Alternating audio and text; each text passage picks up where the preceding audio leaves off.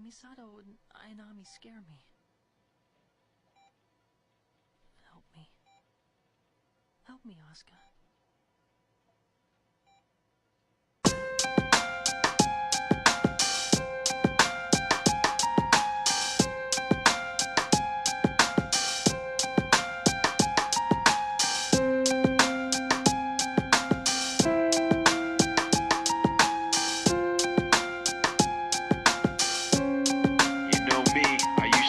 Caught up in everyday life, trying to make it through my day so I can sleep at night, trying to figure out my way through the maze of rights and wrongs. But like you used to say, nothing feels like it's really worth it. Forget perfect, I'm trying not to be worthless.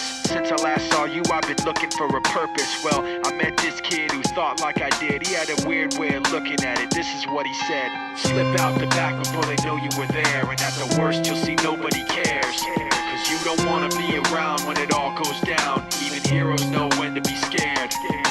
Slip out the back before they know you were there, and at the worst you'll see nobody cares. Cause you don't wanna be around when it all goes down. Even heroes know when to be scared. Now, I don't remember where I met him or remember his name, but he walked funny like he was just too big for his frame. Just over 5 foot, but he weighed $150. And what he said seemed so right, it stuck with me. Listen, it's like poker, you can play your best, but you gotta know when to fold your cards and take a rest, and know when to hold your cards, hold your breath, and hope that nobody else is stacking the deck. Because I don't need to tell you that life isn't fair. It doesn't care, it arbitrarily cuts off your air. And like you, I want someone to say it's okay. In the truest part of our hearts, everybody's afraid. We're just underappreciated and overwhelmed, fighting so hard to hide our fear that we're scaring ourselves. You understand what I'm saying, cause you always did. But it's different in the words of a cowardly kid who said slip out the back before they know you